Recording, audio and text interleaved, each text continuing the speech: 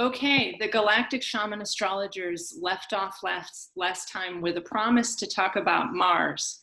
Mars has entered Aries, and the asteroids that it entered Aries with are giving me a lot of information about how Mars will continue to ram and fight and take down those structures that Saturn, Jupiter, Pluto, and Wuhan, all back in Capricorn right now, are finishing the taking down of the structures from our previous age.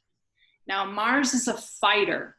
Mars in Aries is particularly like, they're born to fight. They want a good opponent also. So some of the experiences that I've had recently is like, I have to show up ready to be a good opponent, even if it is not necessarily my nature to be like a brutal Martian with a lot of aggression and violence in me.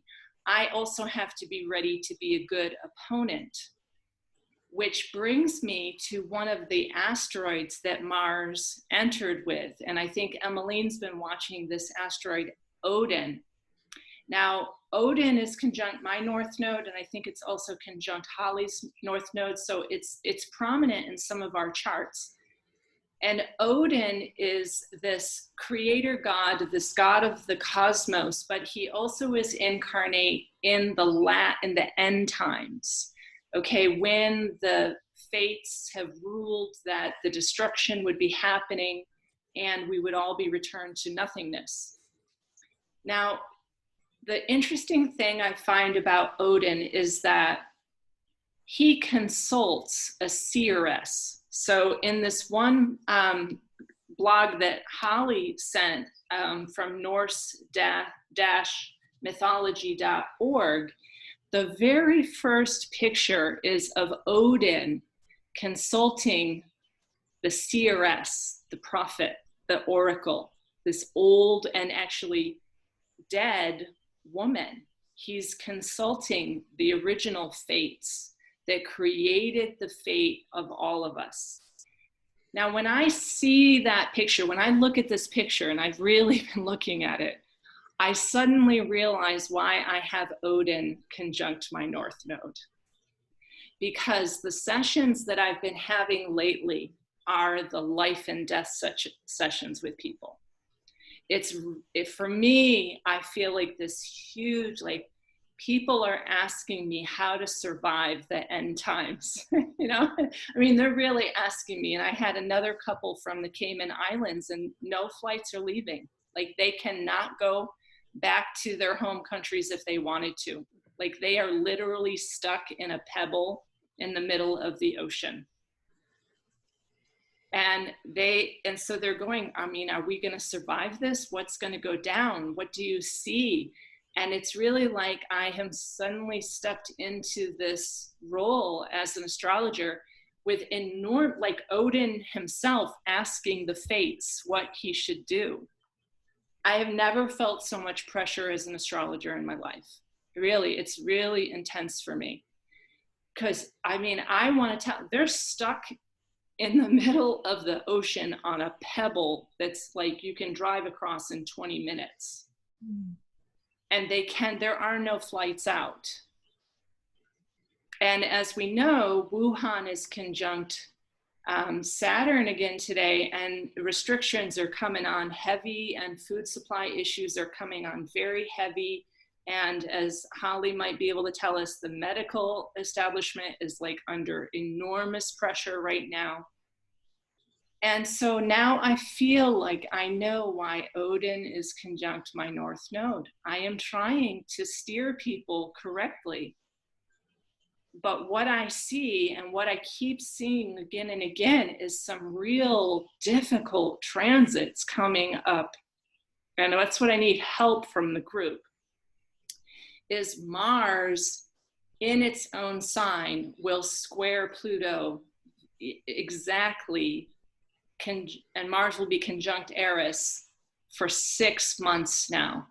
Okay, so we're going to create this square in the sky for 6 months, and it's really intense, the closer it comes to the square with Pluto, because remember, between the 15th and the 22nd is when Mars conjoined Jupiter and then conjoined Pluto on the 22nd. And that was kind of like the beginning of, the crash that really is changing civilization and ending the structures. Now, when Mars is in a square, it's crisis. So the word is crisis in action. And the way Mars is in Aries is it's like the biggest ram you ever saw. You got to the top of the mountain and you got a pissed off, angry animal that you just came to the top of the mountain. And I used to raise rams, and they are really scary. They will crash and crash and crash and crash and break through something. So when I raised a ram, nobody could go near that ram because it would kill you. It would literally kill you. And it has a massive head. And it's not like thinking about it. There's no thinking about that. It's just crashing. It doesn't matter whether you're young or you're old, it doesn't matter. That ram is crashing you. Finally, I gave that ram away to two very strong men, and I tied it up, and still it was crashing anything, smashing windows in the back of the truck. It's a dangerous animal. And if you think about the ram as the Mars power, it's brutal. It's kind of relentless. Like, it will crash that fence again and again and again until it breaks that fence down. And sometimes it'll break it down to its own death. So it will kill itself, which is another part of that Mars in Aries. And if you see two rams together, they will do this, indefinitely. Smash, smash, smash. So now that we have Mars in its own sign, and now it's conjoined to Chiron, which is quite wounding and quite painful, actually. And like Emmeline said in one of her videos, we're not even sure we have the right to exist at this point. It's so painful. But then Mars is going to continue right over Black Moon Lilith, which is like the void of nothingness, which is also in the archetypal story of Odin, that after the Ragnarok, the final destruction, we would all return to the nothingness. So the group can talk about what all of this might mean, but I feel like I need support. Actually, I'm asking for support because I have so many clients who are in very difficult situations right now, and they want to hear from the fates. They really are asking the oracle, the seeresses, what's coming? Is it really the end of civilization? What would you tell them? Now, I'm going to stop and see what would you say?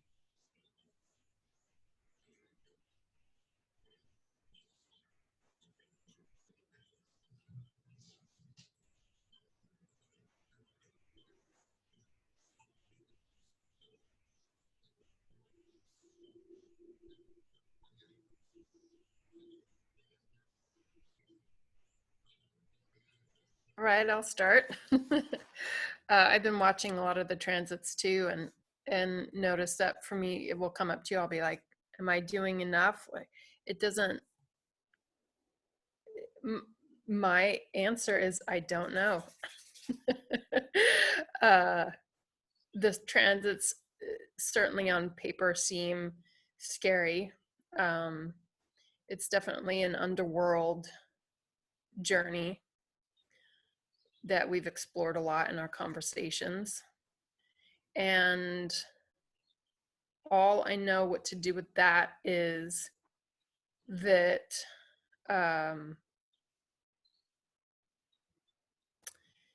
you just have to ride the wave. The more resistance you have, the harder the time you'll have. That's very easy to say. I don't want to wax philosophic or say any platitudes. We're all looking for comfort. We're all looking for ease. Will I be safe? And that brings up our just tremendous anxiety, especially with all the Aries stuff lit up. And for myself, all I know what to do is to go within and look within and be practical and follow what feels right for me. Again, that sounds very mundane. But in going through rough transits like this, I'm a Plutonic person. My sun is conjunct Pluto. And so maybe it's just par for the course for me on some level, but I've been feeling very kind of sober, been extremely disturbed by the divisiveness still, and how people are either clearly very mentally unwell about all of this, like literally, to me, from my perception, they're sort of mentally ill about it all. Or they're in this this other mode where they're sort of watching and seeing what's happening. But so how my question has always been, how do I reach the person who's seriously grappling with these deep fears? And Chiron works to awaken, to shed light, and hopefully Mars coming toward Chiron while is digging up all this chaos, this fear and stuff. There is an opportunity if we know, if we can have some kind of presence of mind to be watchful about that, to watch the game of life at play, to watch the fears at play as if they were not you. So it just sounds so lame to say cultivate mindfulness. It's too intense to do that. When you're in an intense situation, it's just so hard to get grounded and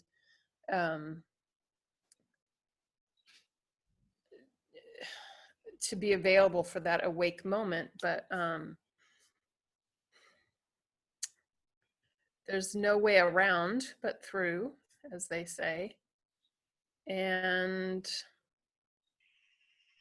you got to take lots of breaks from social media, from media in general. Like you said, get your hands in the dirt, get outside, take care of yourself.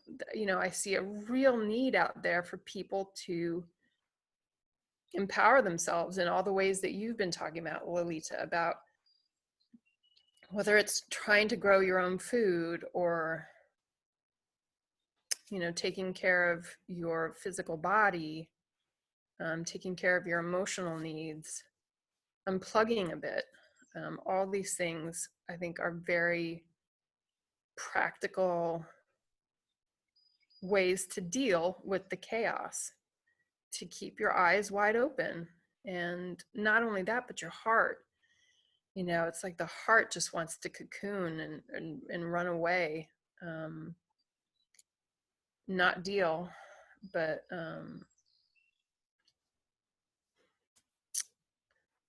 that's all I got right now. Well, I think that is part of Odin's archetype anyways, which we should point out. The fates already created the fate. So what I think Britt is alluding to is like, now witness, now be in a mindful place and witness what's unfolding.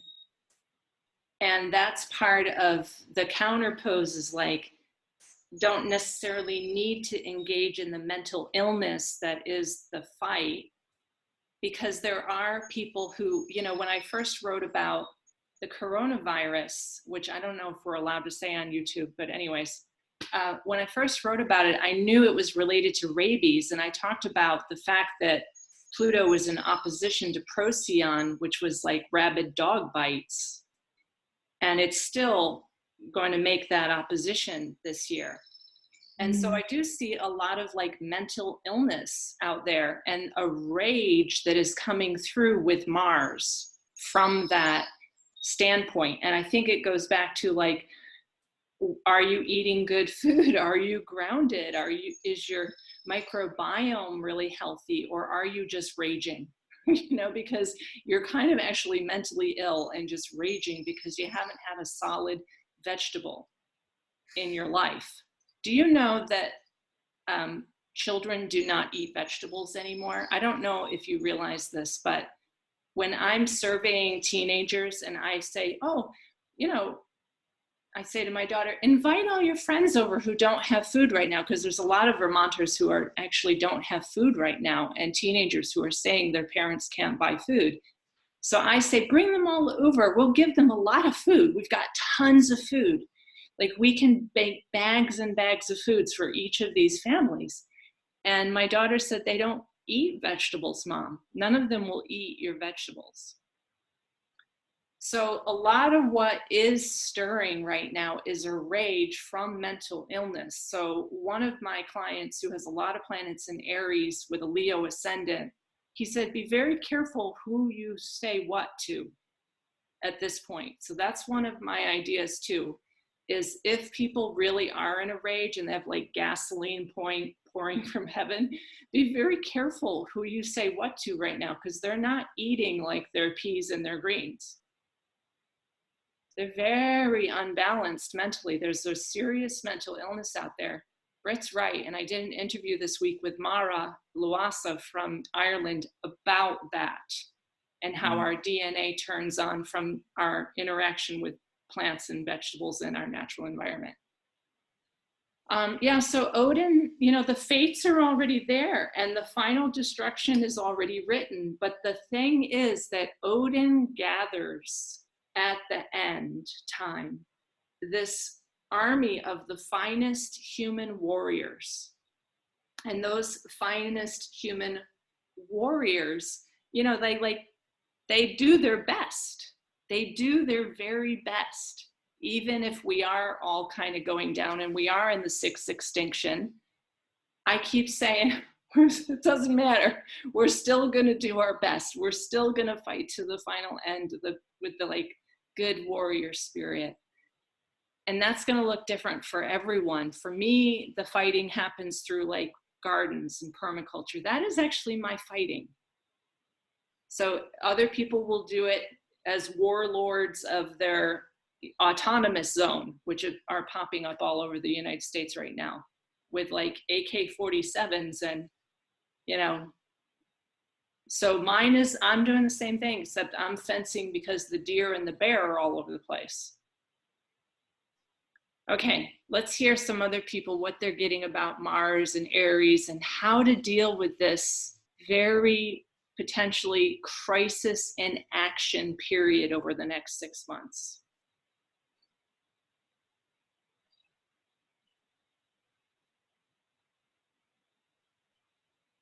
I just wanted to say that when I was reading a bit about Odin, he's called the trickster as well.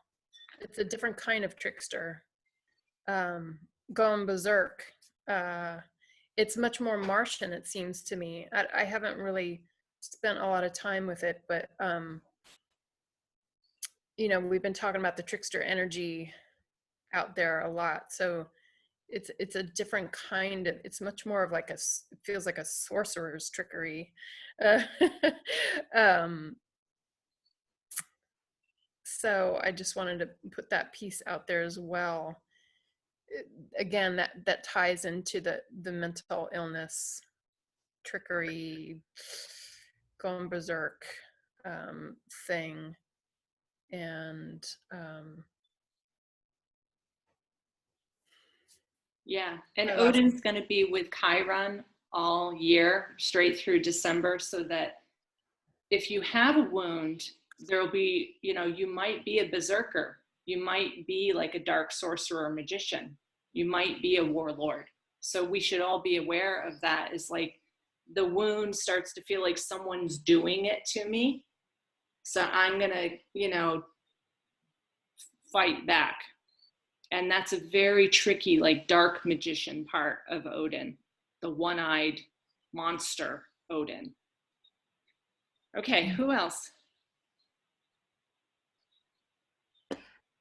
I'm just reading about, I was just looking at the one-eyed aspect of Odin and how he traded his eye for life's mysteries. He hanged himself wounded with his spear and fasted from food and drink for 9 days and nights to discover the runes. Then he went to the foot of Yggdrasil, the world tree, the roots of the world tree.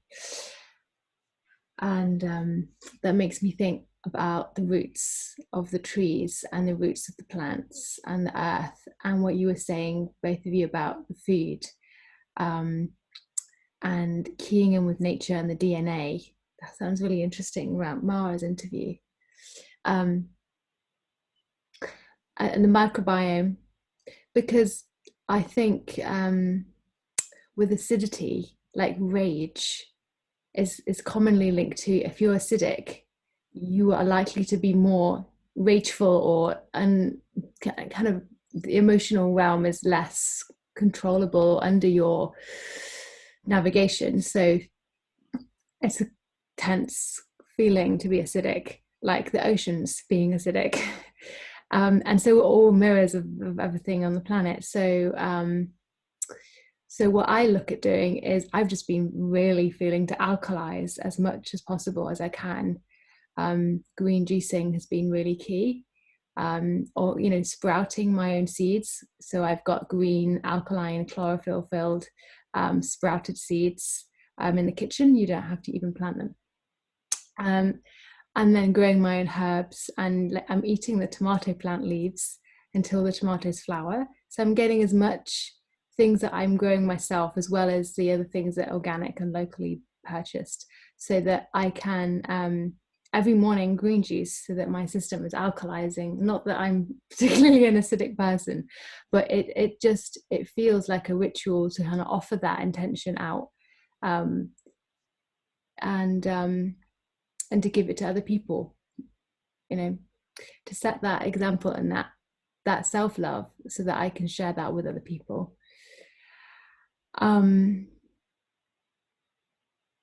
Yeah, and interesting, it said he fasted from food and drink, because it seems to be a really good time to be fasting from a lot of things, and separating ourselves from addictions that might be subtle, and realizing what is the core driving force, that is, the most purified version of that core driving force, so that we can run with that driving force, rather than some kind of misaligned ram thing that isn't really connected to your soul. I mean, it might be, I guess. Some people, we all have different journeys, but it's finding the the higher calling, if you want to put it in that kind of language, so that we are going forwards. Because what I feel is that there's a frustration if I'm not going forward. So for me, Mars is right on my descendant, so it's like I have to go forwards with my engagement with other people, and I have to go forwards with the way I want to live my career, as it were, or bring myself onto the earth and interface. I have to go in that direction, otherwise I'm frustrated, and then my energy is going to go in a very weird self-destructive or kind of isolationist thing. So I have to go forwards. So for me, it's giving myself the free rein to go forwards, and it's kind of freeing in a sense, because with Mars and Aries, you kind of just do things without having to be overly thinking. So for me, it's quite freeing to have that power driving me, and knowing that I can so because with the mind, I have just been lying awake at night thinking and thinking and thinking and thinking and thinking things over, and my head is just like burning up, because it's just like it's kind of like, how can we let go of overthinking and let us the most natural passion through our bodies, so what feels in the root chakra, what feels sensually activating. So it feels very primal to me. It's reconnecting me to nature. So I'm letting the enlightened ram, if there is such a ram, teach me about that.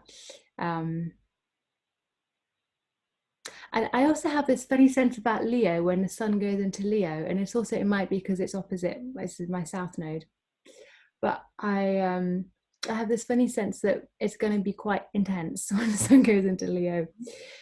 And those trinings there with the sun, this feels like a pre-period right now, and then it feels almost like Leo is a collapse of old establishments, because Leo being the old structure of one, I mean, Leo's beautiful in lots of senses, but also I guess you can see the old royalty, the old sovereignty. And maybe we have to step away from what we thought the whole of society was centered around and go towards that Aquarian no man's land, where, you know, it's very wild and quite maybe lonely in some ways. It's very pioneering, and it might make you feel like an outsider, but I think that's the sacrifice that is needed to be taken, is to really step away. That's what we feel to do. It really feels like taking a whole ancestral leap from everything you've learned. It does feel like the end of an age, the end of an age, and a very conscious choice making, and very natural place to be. Yeah, I also feel this in this subconscious Mercury retrograde time, and I also have this progressed Mercury retrograde, so I feel very in this deep subconscious abyss sometimes. I also feel a lot of Lemurian Atlantis type narratives coming through about very, very ancient wounds and very ancient fears coming around, of civilization and control and heart-based connection versus hierarchy. So yeah, it feels like a lot of emotional time to allow ourselves to release. Everything for me is going very slowly day by day, and yet the pace is quickening quite fast because there's so much energy coming through to release.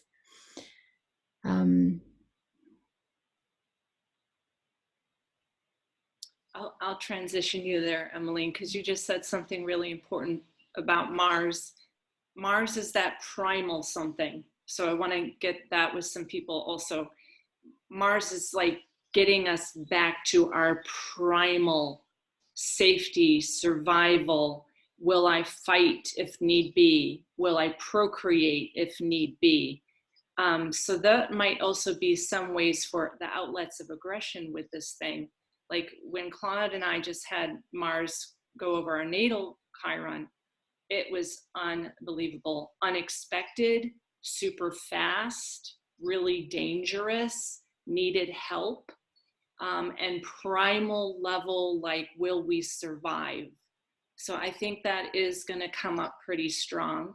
And I was thinking, the Chiron Odin thing is the Lemuria Atlantis thing, because what I'm seeing with Odin at Chiron is the wounds from the fall of the other ages are also coming really, like, oh my God, do you remember that fall?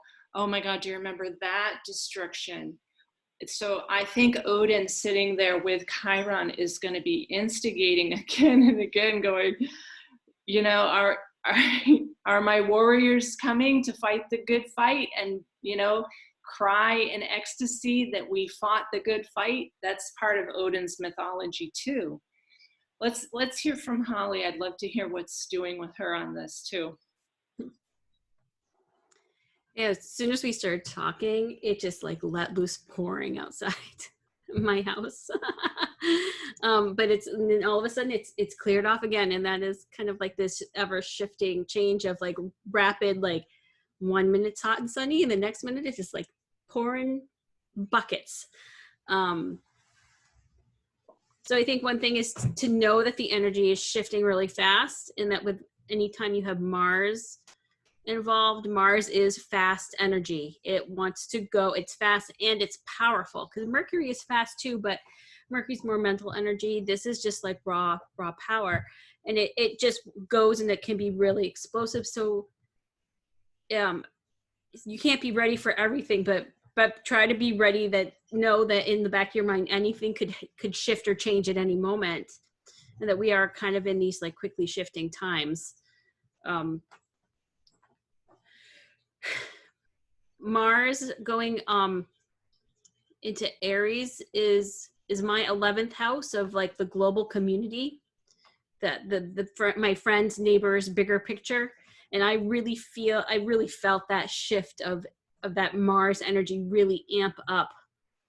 You know, I work in a medical industry. The patients are really on edge. They have a really short fuse, and there is a lot of like exacerbated mental illness right now. And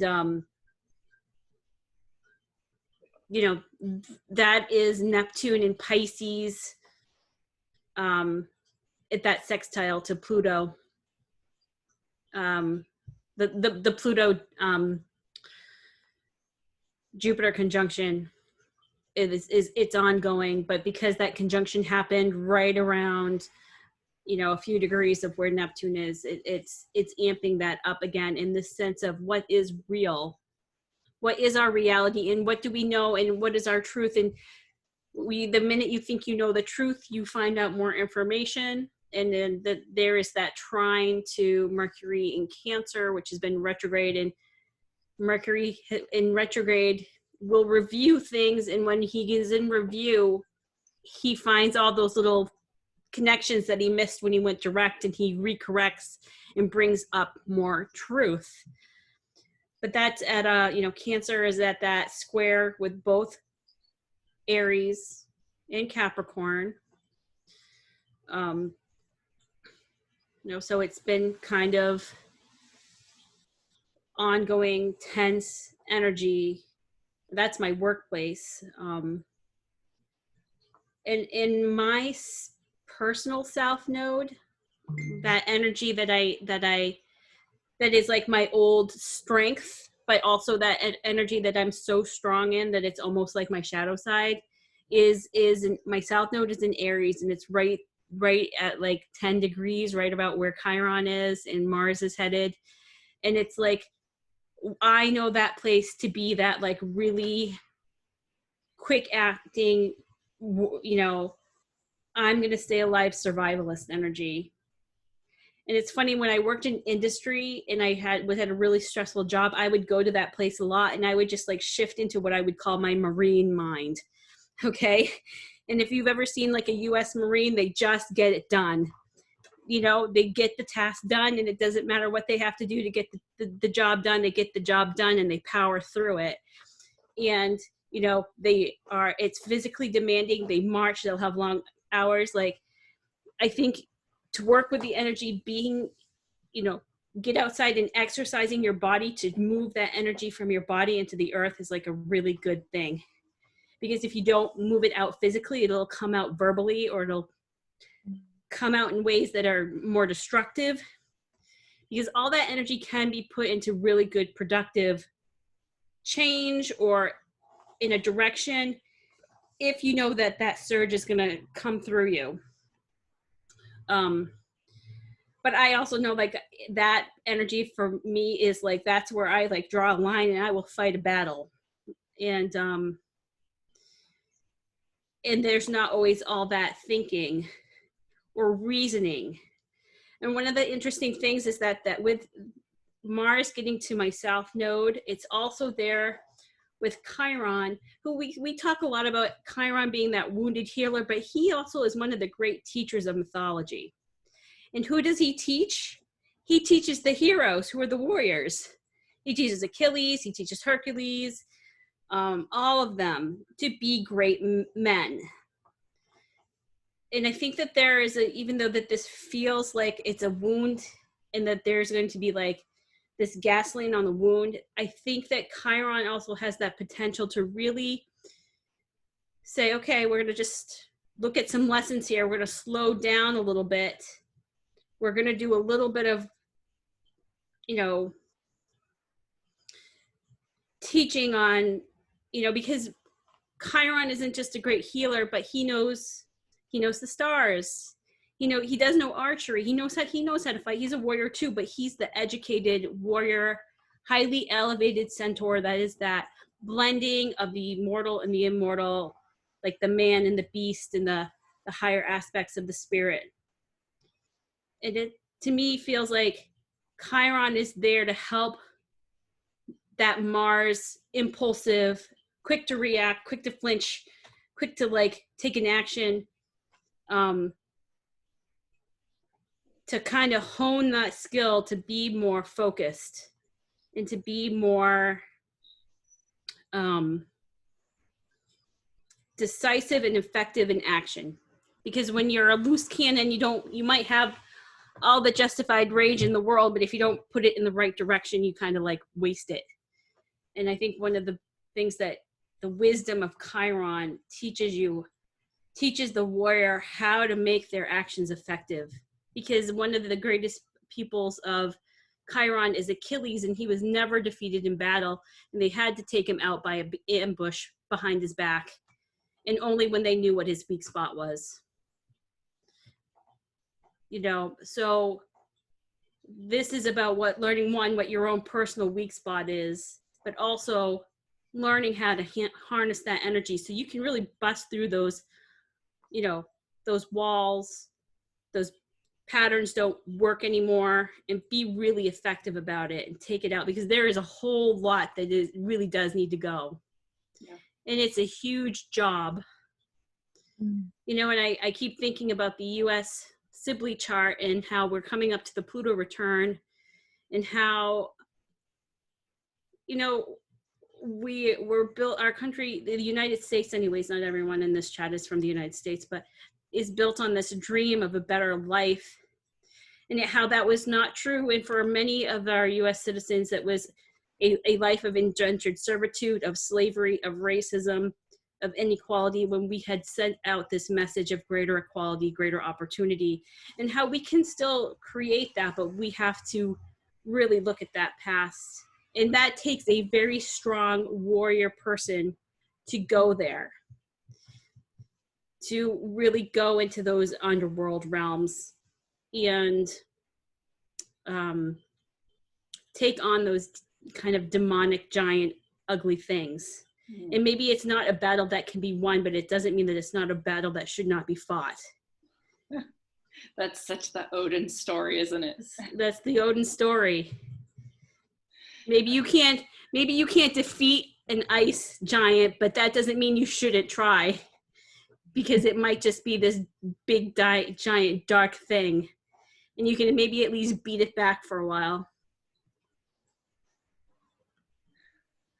I want to point out something about the ice giant. Kachina in Colorado said that they're actually having a lot of flooding in the rivers because the ice caps on top of the mountains have melted.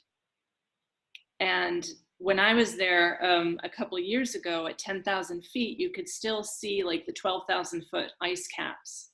Well, apparently they're gone. And I had this whole like, oh my God, that is the chaos of the ice giants. Because the other way that I see this is the archetypal even, in the last blog, I talked about the Kachina Blue Star prophecy, and Kachina dances in the plaza and takes off her mask. And like the controversy over the mask is incredible right now. And that is the 9th and final sign of the Kachina prophecy. And we had the eclipse to star Sirius at 1348 or 58 or 38 or something, Cancer and Capricorn. But anyways, the ice giants, it occurred to me that the Arctic got to 100 degrees. So now the ice in the Arctic is really, really very much gone, as it is also gone in Siberia. So the ice giant that I feel like we're ultimately fighting in this Ragnarok, in this 6th extinction, is the ice giant that is melting. Because and I think Holly's in the same climate as me, we have never had weather like this. It is 90 degrees in Vermont. Was like, once a summer we would maybe hit 90 degrees. We've got day after day in Vermont at 90 degrees in the mountains where I live. Very odd. All of June was really hot and drought-like.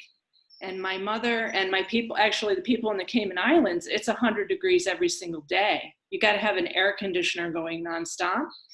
And then the people in the north, it's also very hot. And the ice giants of chaos have melted, making the climate heat up so tremendously that the other thing that I keep seeing as a CRS is the grid going down. Like the level of consumption that we need from air conditioning and all of these other things are going to surpass the amount of pipelines and oil. Everyone wants to defeat the Dakota pipeline, but guess what, folks? The reason that we need the Dakota pipeline and the fracking all over is because we're consuming so much.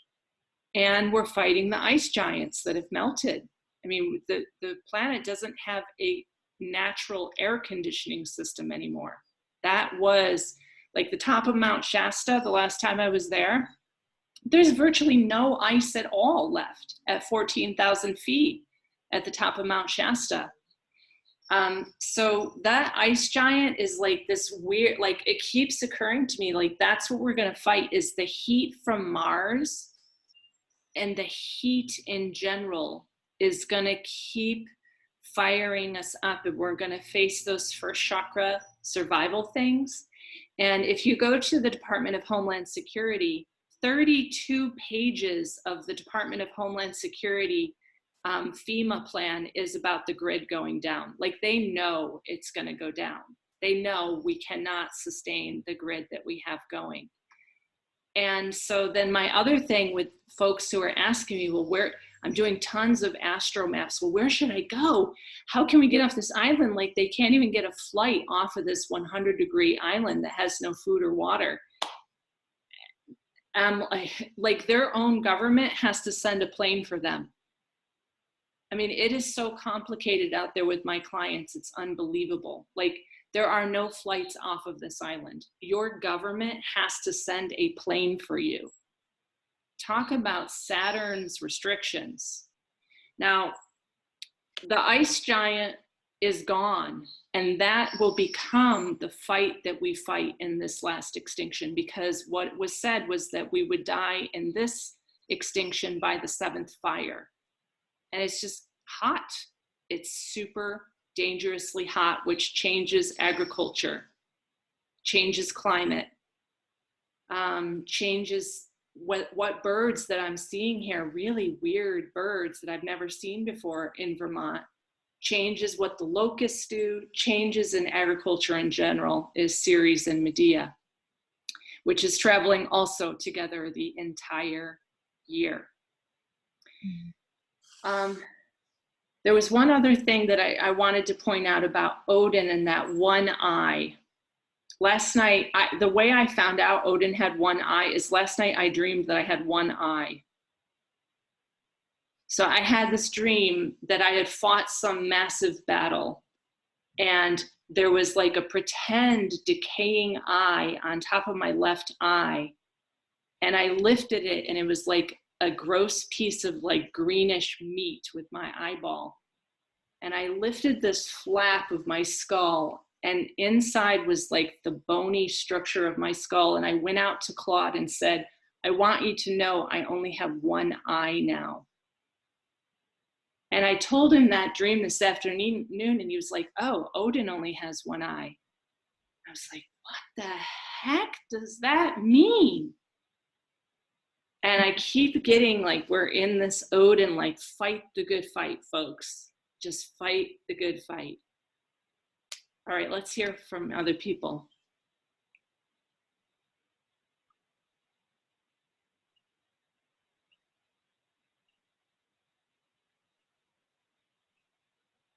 I feel like there's a piece of the Chiron conversation, which I thought Holly did. You just did such a brilliant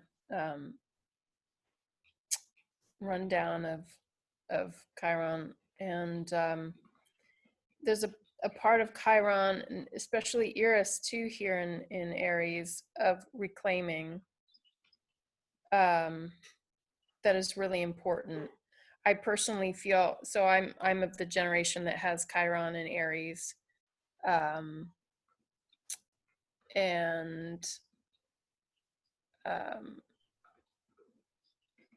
So Chiron, I won't have my Chiron return for a while, but there's just, from what I'm hearing, there's just a reclaiming that's possible as well.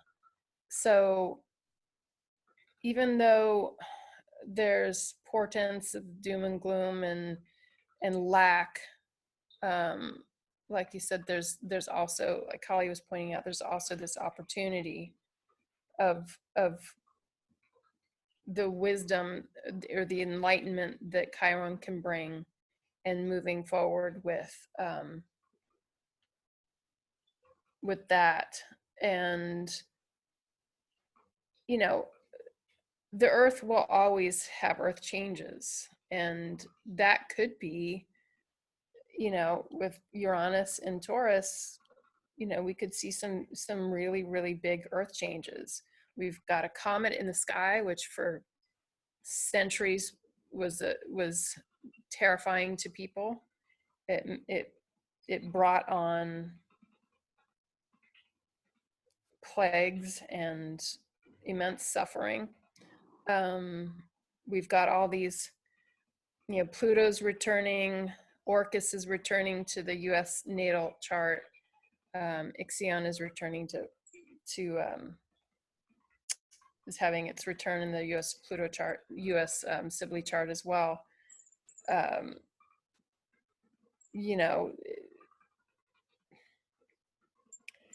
Even as it all falls apart, there's a reclaiming. So I feel like, Lalita, when you're talking to your people, do you look to their Chiron to get a feeling for the place that is most sensitive and the reclaiming that goes on? How do you, or is it just responding to their requests? Like, I think that there is a lot of potential in astrology to be able to help presence people to the possibilities that are there, rather than just responding to their immediate fears of, like, where should I go? I mean, I have the same question, where should I go? I don't know. So I get those questions, but all I can go to for myself is back to me and making peace over here, rather than worrying about my outside world. Most of what I do when I am talking to people is that the great fear of the end of civilization is that they think this civilization somehow served. So the most of the work that I did, like for instance this morning, was someone who wants to know where to go, and she's Canadian, but she's stuck on the Cayman Island. And I say, well, what would happen if there was no grid and there was no government and there were no planes. And I actually refer to the fact that once the internet's down, that seeming like wound is actually the way to our way forward. So the fear comes from thinking that all of the structures that are now actually have assisted us.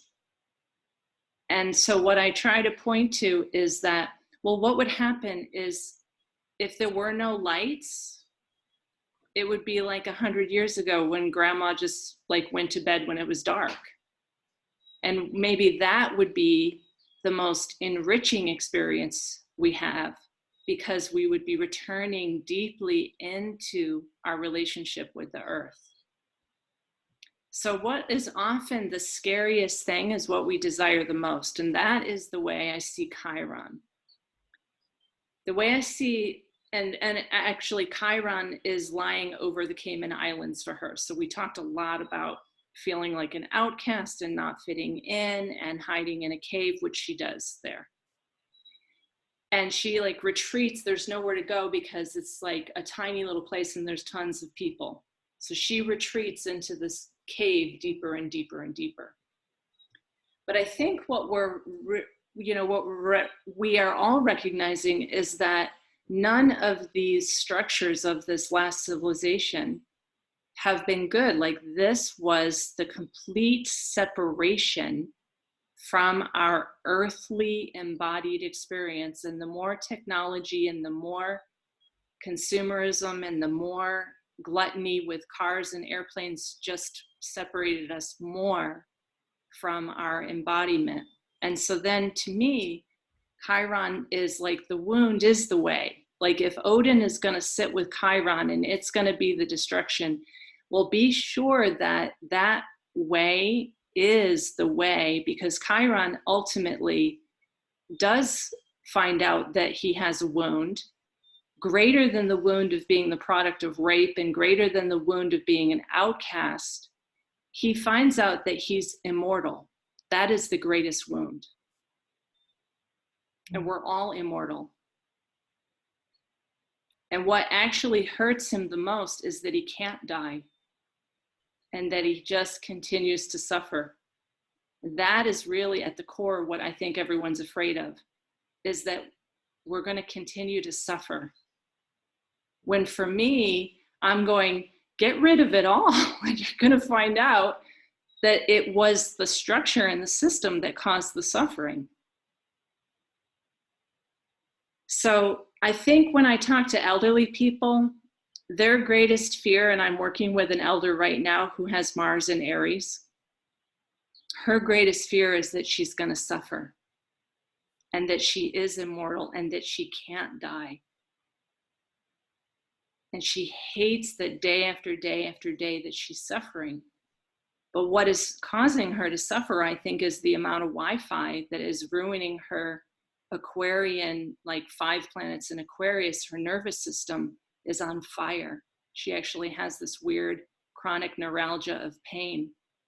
And Mars is applying, in her chart right now to the natal Mars. So she had to take a tranquilizer this week because she felt like she was going to die from her explosion inside. And so the biggest fear that I see humanity has right now is they fear suffering at the end of the structures. But to me, the structures are the suffering. And so if we can get through that and be like, let it go, let these structures go, let this crash, then on the other side of that, you realize that you're an immortal being. And because like you, Britt, I have Chiron and a fire trine kite, I go and serve some other person who's suffering. That's what Chiron ultimately does, is Chiron goes, okay, I'm immortal, I can't die, I'm in a lot of pain, let me help Prometheus. So for me, I could make tons of money doing astrology, but I spend 18 hours a week with an elderly person who's in terrible pain. Because ultimately what Chiron does to relieve his own immortality and suffering is he helps another. And I find that that is the way that I have been dealing with this, is like, she's in so much pain. I'm going to go and be there with her. That might be a way for everybody at this point too, even though it seems really tiring and taxing, is to find someone who is in like, I have 2 clients in New York City that I talk to twice a week who are mad. They are literally mad. They are mad. They're in apartments that have mold, that the air conditioning work, that no one will deliver food to, that they cannot get health services, that they haven't washed their clothes in 3 months, that they're on the 27th floor. They're actually insane. And so I talk to them, because Chiron is like, the wounded healer cannot die himself, so he helps others. That's a long explanation, but that's kind of where I go with it.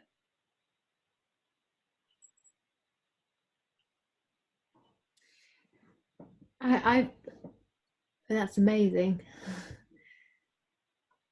I think that as I navigate my own emotions, I have Chiron in Cancer, which trines my sun and my personal planets in Scorpio.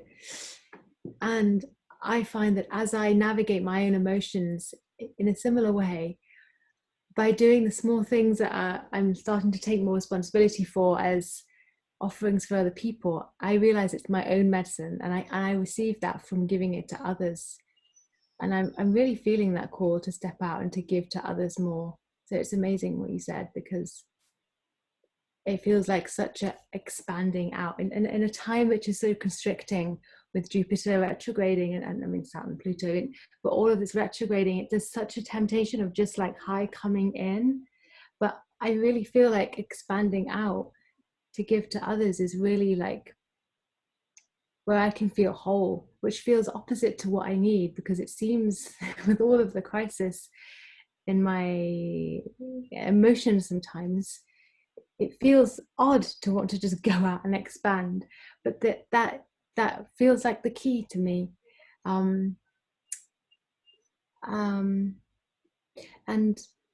what you were saying, Britt, about Chiron being a re-emergence and a reclaiming of something, I was thinking, well, Chiron being the wise healer of ancient medicines and like the old wives' tales. So just earlier, my mum and I were talking about old women who would say,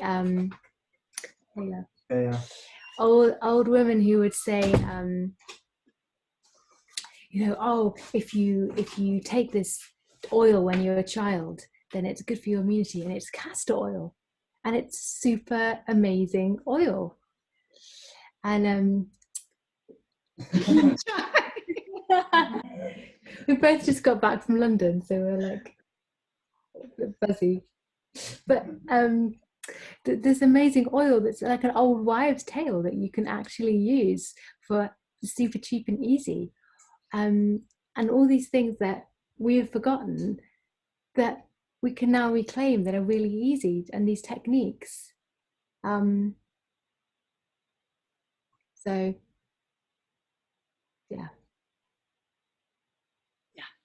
Yeah.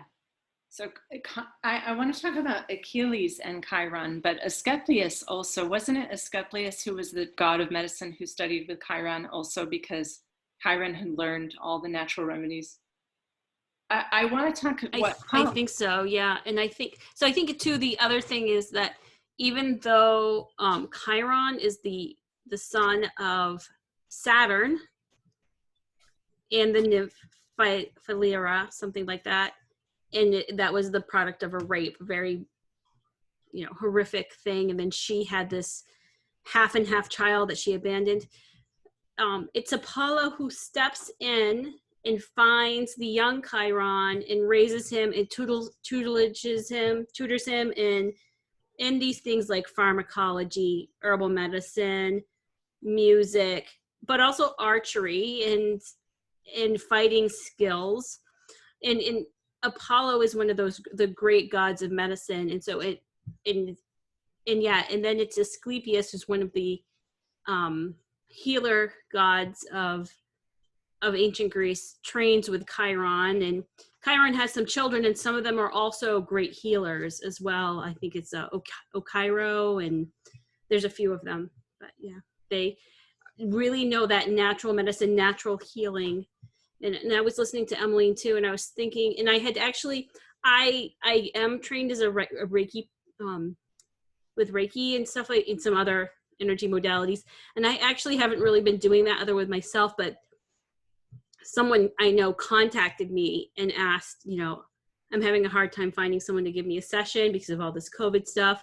Would you do some kind of session? And I said, okay, we're going to do a what they call distance Reiki session. And one of the things that came up was, I think you really just need to earth and put your feet on the ground. And he's like, yeah, I really haven't been doing that. And to me, that just thinking about that just now is what a more like Aries thing is, to just have your feet on the ground and being in contact. Like that's such a raw primal thing that in our modern society that we're often very disconnected from. Is not, everyone says wear your shoes, or you don't feel safe walking on the ground, or picking raw foods or whatever, foraging, because you don't know what to do. And I think Chiron would advocate all of those things. Have your bare feet on the ground, forage for some things, or at least grow it, and really be that connected to the earth. But you were going to say something else, Lalita. Well, I mean, I hate to keep using this client that I had this morning, but because Chiron is on the Cayman Islands for her, we were really going into Chiron this morning. And she was such a good number. We were having a great time because she actually has a lot of planets in Aquarius where she doesn't know what to do with herself right now. But I said, it's because you're the future. You're the future after these structures are gone. And some of the things that Emmeline was saying about Aquarius earlier were really hitting her. I asked her if she ever spent some time alone in the woods, like self-isolating. Like a lot of Aquarian people are hermits because they cannot fit into the current structures at all. So they tend to hermit. Like some of the great Aquarian hermits will go and just live off the land by themselves in a cabin. There was one in Maine that nobody knew about for 30 years. And then he was exposed because he was seen at a girls' camp or something, like getting some supplies or something. And Claude is fascinated by this guy because he can't live in the current structures. He had to live really close to the earth. And I think that's one thing that we have to look forward to with Aquarius. And she has an Aquarius sun with Ceres in Aquarius and Mercury in Aquarius. I was going, what's going on right now is not serving you in any way. Have you ever spent time alone? And she tried to go on a hike by herself in British Columbia. And every day she would go to the trailhead, and she was afraid to go because she was afraid of bears. She was afraid of what would happen to her in the woods. She was afraid she wouldn't know the natural foods to eat if she got lost. And I said, well, you know what? That is what we're going to go back to. For me, I spend all my time in the woods, and the scariest thing I could ever see is a human. Not a bear. I'm fine with the bears. There's tons of bears. There's a bear right across the street that my neighbor took if I found a human in the woods, I'd be really nervous. I think a very healthy Mars has that easygoing comfort in the wild. They can walk in the woods. They can, fend for themselves, forage for themselves, make their own shelter, know how to find water. And I think one of these things is that we're going to, in the long run, develop a healthier Mars, because our Mars has been so distorted by, ages of warfare where, individuals have been pushed into these, ugly situations that kind of enforce the structure of domination and control. And as Pluto and Jupiter are taking down that structure, but it means that on the individual people, we have to shift that warrior, that ages of patterning of going out and killing for the government structure to this is just how I fend for myself and protect myself. But if I'm feeling safe and secure, I don't need to do that. In having that kind of easy balance of, I'm confident in my own body, but so many of us are not there yet. Yeah, and my elder client who's 82, and she's got a neurological disorder, so she's very like, you know, in pain. Because she has Mars in Aries, when she approaches me, I feel like an incredible force coming at me, like enormous amount of strength, like she's about to confront me. And she's this little, you know, 80-something-year-old woman with a neurological thing. But I feel her Mars energy coming at me like she's going to fight me. And what I have learned from being with her, and again, she has a stellium in Aquarius, so she's this strong Mars with a lot of planets in Aquarius, and she lives alone, and she's kind of a shut-in. So she's that self-isolating Aquarian person, really interesting, where she's like continually, like, she loves Star Trek, so she watches Star Trek all the time. But her Mars energy is like, are we going to fight? Are you coming at me with a knife?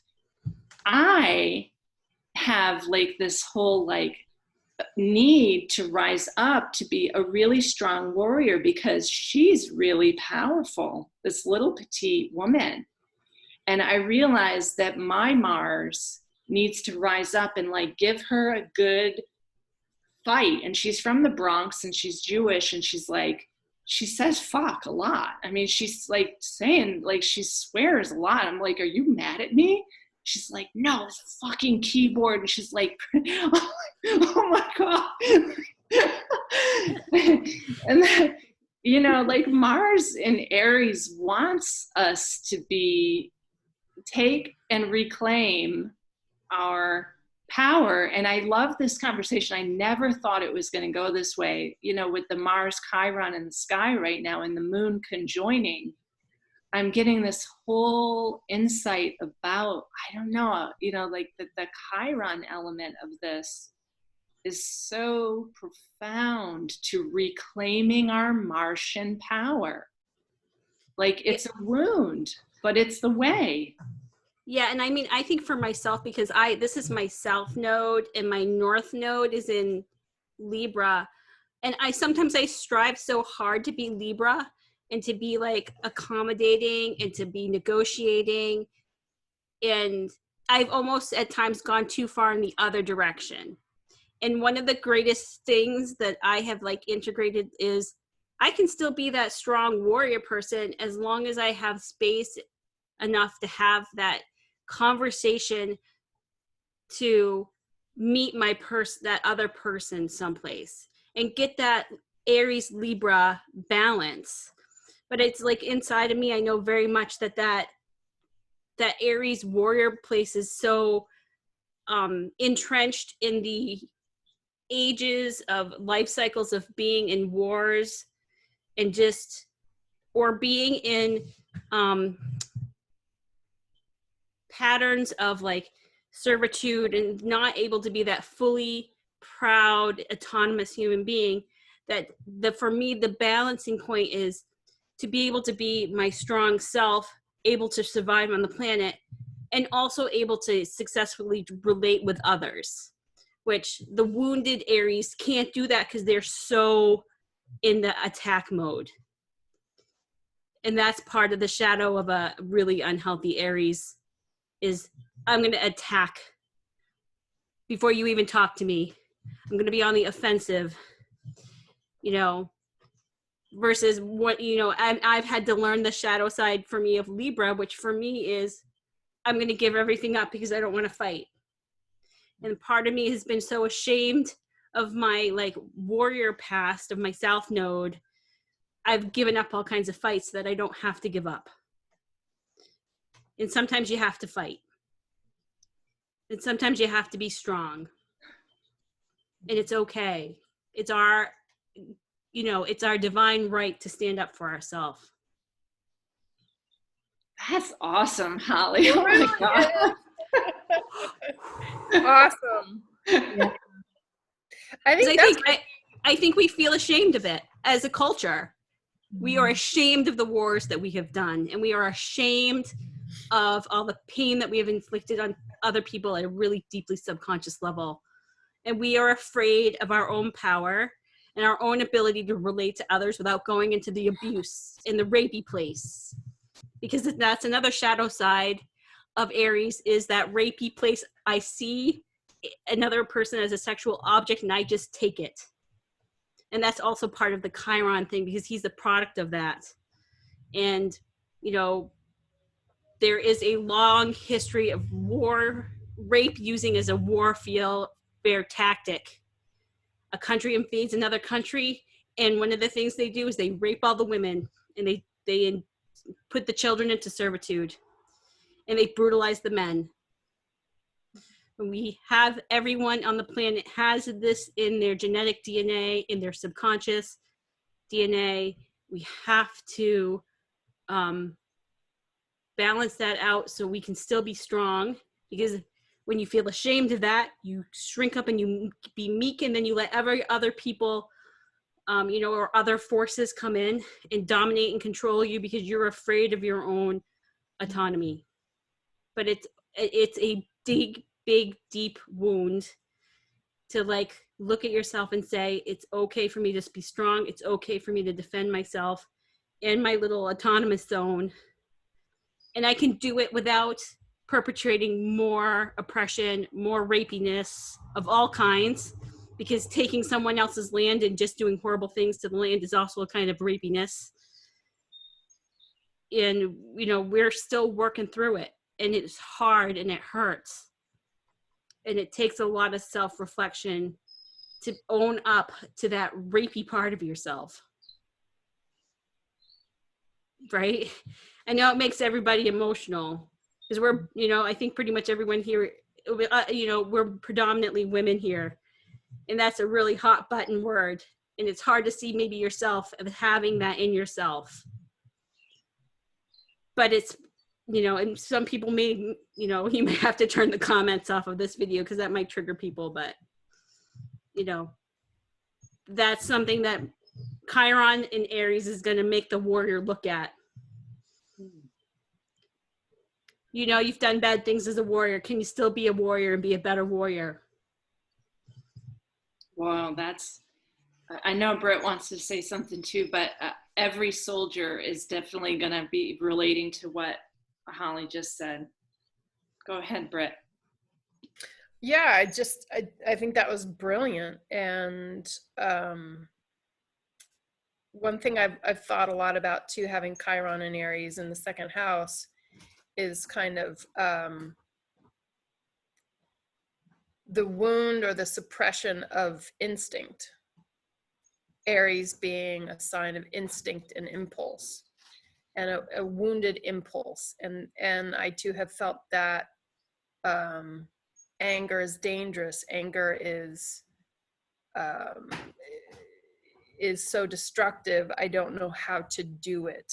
How do I do it without hurting people? Because I felt like I had a kraken inside me that would just burn everything to the ground if I let it loose. And I think it is, you know, we can see a lot of bullying out there too that is going on. And I did have a friend who had Chiron. I could see Chiron was approaching, or Mars was approaching her Chiron. And I gave her a heads up, said, you know, when Chiron's going to be approaching.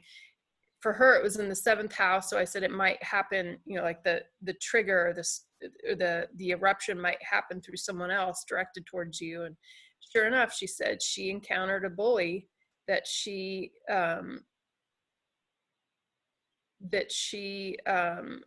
disarmed with a tremendous amount of love. This person is just so much love. And she recognized that it gave her a chance to watch it unfold, to have, even though it was an intense moment, to have the presence of mind to watch that it was this old lineage, this father wound. And she said that her father, when she was 11, almost killed her mother and her. And her mother, to disengage and appease him, had sex with him. to prevent them from being killed. So this all sort of flared up in the moment when this person came at her with a lot of anger. And, you know, again, she's coming into her Chiron return. So there's nothing that she had to deconstruct about it. She already had a ton of awareness around it, but it's like it just comes up and you see it. And now she's just in this amazing place of awareness and enlightenment around it, you know, and almost a bliss energy. You know, she didn't let the bully take over. She didn't do the placating that, you know, she learned from her mother. But she could see this whole beautiful mess. And that's what I said to her, is like, you gotta love the mess. So, you know, with this kind of, and tomorrow, Chiron is stationing. So I think that's why we have such, you know, when a planet stations, I feel like we get a chance to really see it in slow-mo and absorb it. And it's a powerful moment of awareness. And here we are looking at these energies of instinct and impulse and activation and righteousness being rectified, and also the dark underbelly coming up. And we can't deny it. You don't push it away, you don't deny it, you just say yes. It's brilliant. This is astrology brilliance. Gives us this kind of insight. Yeah, I chose this day because the moon was coming into Aries and would conjoin with Mars and Chiron. And I think earlier in the chat, we also did realize that Chiron was stationing. So like what Demetra said about it was like the full saturation of that planet when it stations really like hits. And so I did not know where the conversation, I just saw it in the stars, and that's so you can see, like you can feel like the saturation of this conversation with Chiron stationing and the moon and Mars applying to that station. Is like the moon is in my emotional body, and Mars is everything that we've talked about so profoundly in the way that the old structures worked. Mars is a villain. Mars is like the malefic. Mars is like damaging. But I think when it's joining the stationing Chiron, I think Holly said that so beautifully, and we're all getting to this, is like, we have to remarry, because Juno's in the opposition in Libra, right, at 9 degrees.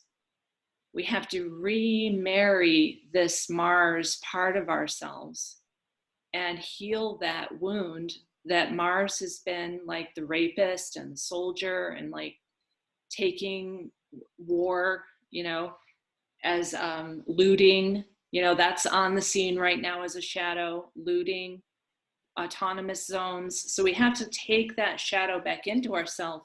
That's why I made that video about fences also, is like, this is my autonomous zone, like this is my yard.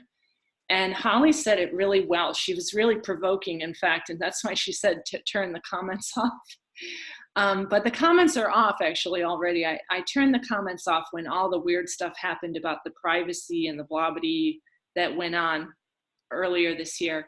But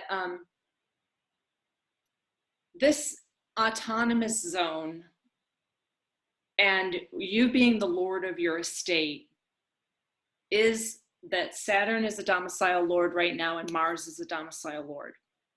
And then what Emmeline said is, when is the pressure cooker really going to get going on this square in the sky? Is when the sun is a domicile lord.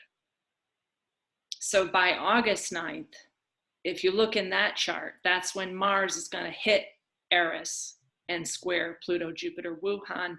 Wuhan's coming back with Saturn, more restrictions, the end of those structures. And the sun is always like, I was thinking earlier today, I asked Claude, who has a stellium in Aries, what would you rather be, a ram, a lion, or a horse? And he said, a ram. I mean, he didn't even think about it. He said, a ram. I was like, that is so Aries. Don't think about it. Just ram. And that is the way I think stuff is going to start going down too, is it might just be like bam, bam, bam.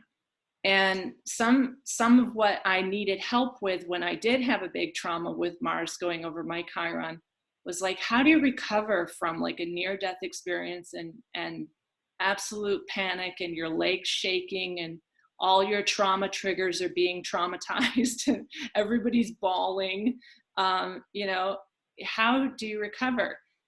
And one client that I worked with who has an Aries ascendant, when Mars went into Aries, she went out to put gasoline into her lawnmower. And because she lives in Virginia where it's like 100 degrees, like Virginia's super hot right now, the gas can was under pressure. And when she went to turn the nozzle over, the tank of the lawnmower was hot too, and the gas flew into her face. Talk about Mars and Aries in the first house, which is your head. So she had gas in her eyes and all over her skin and all over her chest, and she was trying to call out for help, but it was like she couldn't audibly speak loud enough because she had gas all over in her nostrils and her breathing apparatus was off and she wasn't very audible. So she had to like crawl to her bathroom, not being able to see. She was like blinded, and get water onto her face. And then the trauma of that is like, oh my gosh, I live alone. Am I going to survive? Is more horrible stuff like this going to happen to me? I'm getting older. I don't know if I'm going to be able to do this. So I think that is, the fear that is growing right now with Jupiter Pluto is like, we don't want to suffer with gasoline in our face. Like, it's really like my elder person and a lot of people in New York now just want to die. They want to press the exit button. They want to leave. And we have to address that.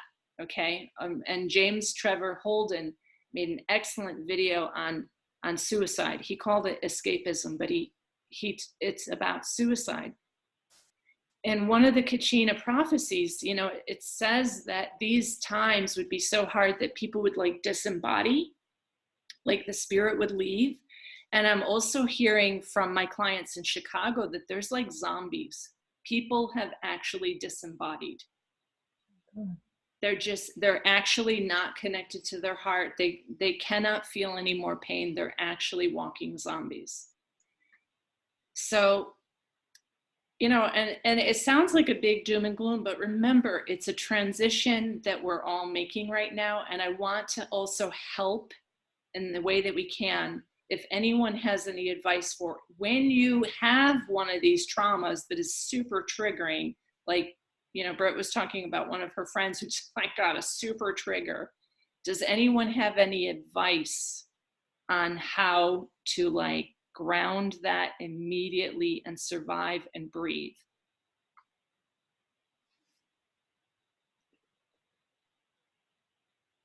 I think, like I said before, is like use your body, because Mars is like physical energy.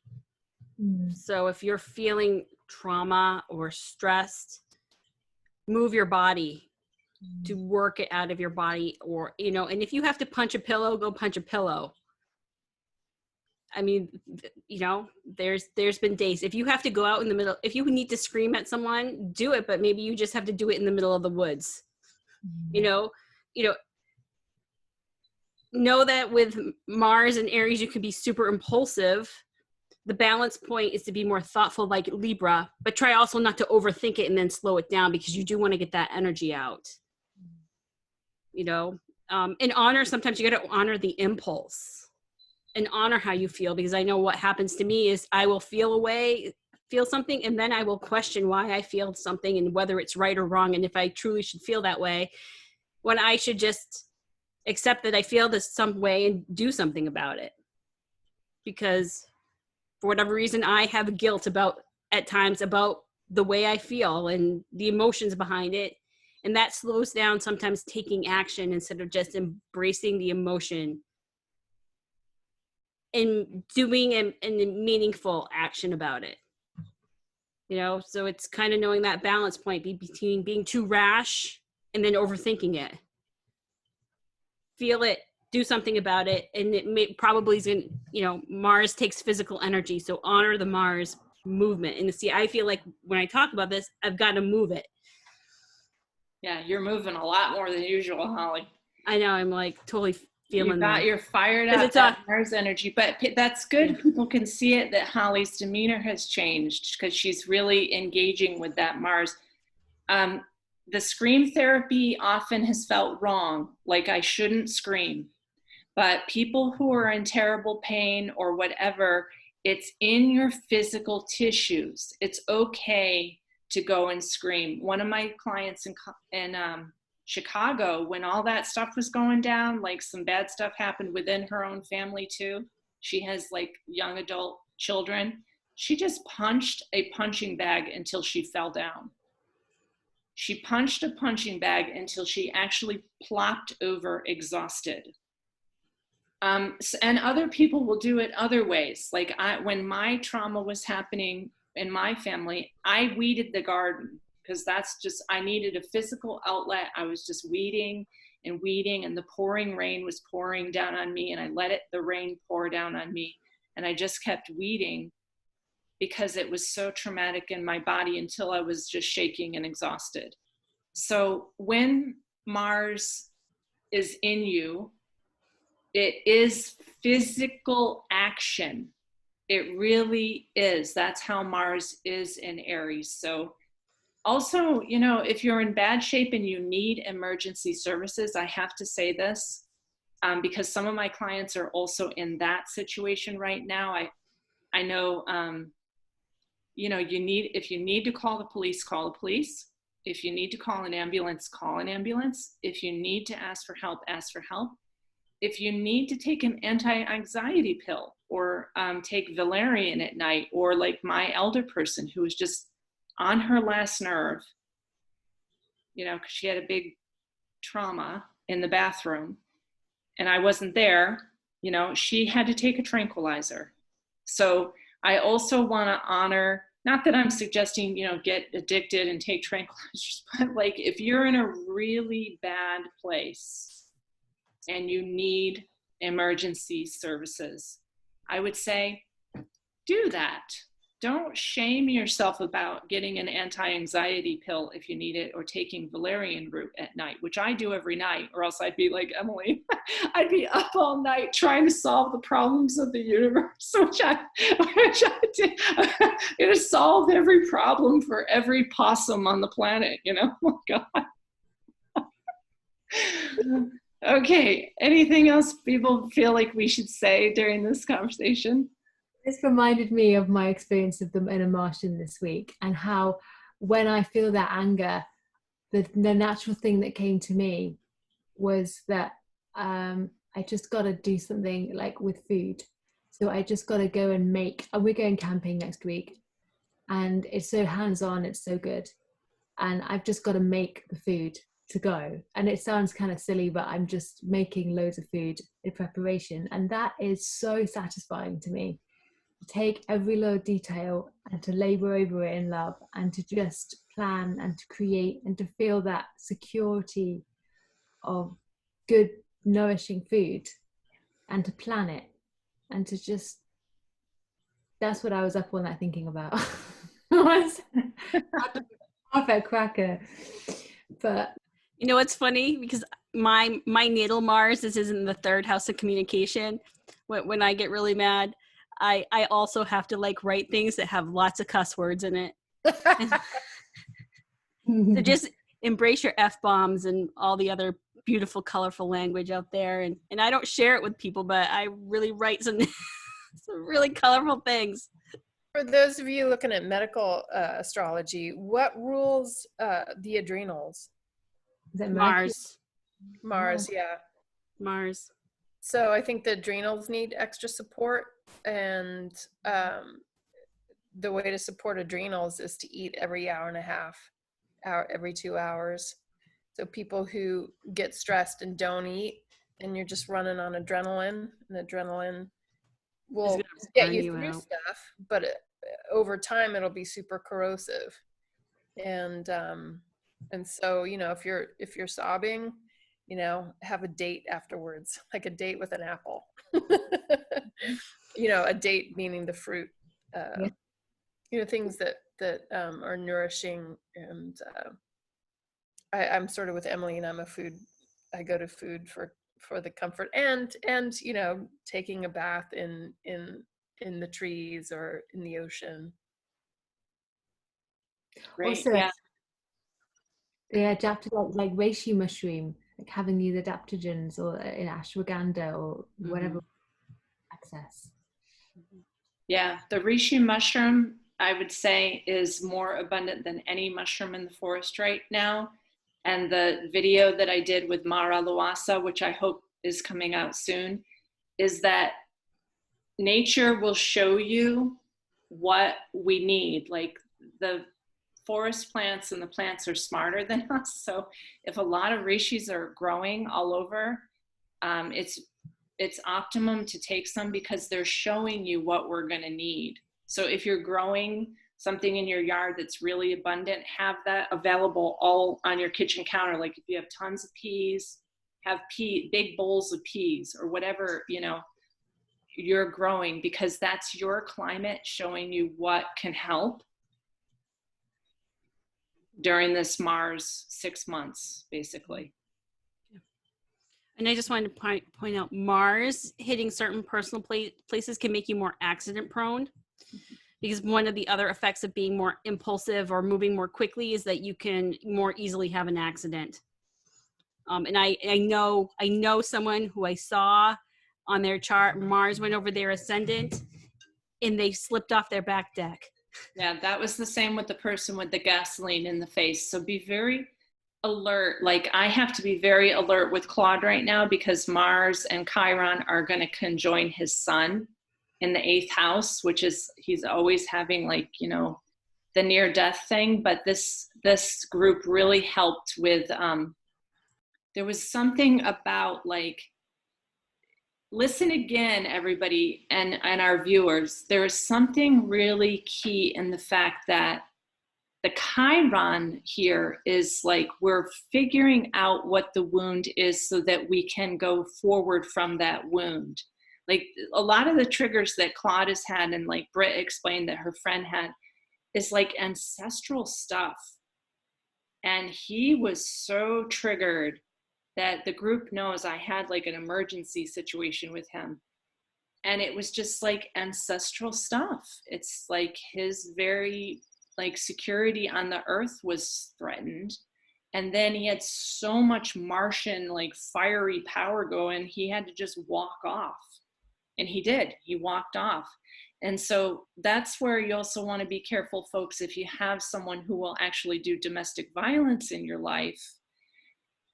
Be alert. Like, I put on Lalita Astrology some different, like, words to help, but also the fact is they might need to walk off. They might need to get out of the vicinity, because there's too much of that fiery stuff inside of them. And no amount of tranquilizers are going to help. In that case, you know, you can get a really dangerous person. Also, there's some kids who've been playing around with crystal meth around here and beating the crap out of people. Like, there's some dangerous stuff out there. So be careful who you say what to, which was my caution from my client with the stellium and Aries. Like, there's some very unstable persons right now. And if you can just saturate them with love, like Brett's friend did, that's great. Otherwise, take space. Let them take space. Okay, because there is a lot of mental illness out there right now too, plus on drugs with mental illness, like a stick of crystal meth and some rage and some wound, and you got a dangerous situation. Okay. Well, yes, and Holly probably knows that from being in the medical field. Yeah, you got to be careful. Be careful. Okay. And God, this was a really Martian conversation with Chiron. And so best wishes, everybody. And the viewers who view, we thank you for always witnessing with us, because I feel like the Magi needs to say what it needs to say. And these are totally unedited. We're absolutely authentic. This is just coming out raw. All right. Well, bye-bye for now, everybody. Bye.